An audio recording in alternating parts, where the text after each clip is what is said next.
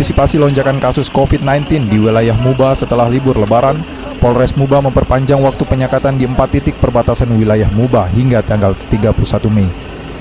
Perpanjangan penyekatan ini sendiri sesuai dengan arahan Kapolda Sumsel untuk memperpanjang giat operasi ketupat yang semula dari tanggal 6 hingga tanggal 17 Mei dan kini diperpanjang kembali hingga tanggal 31 Mei.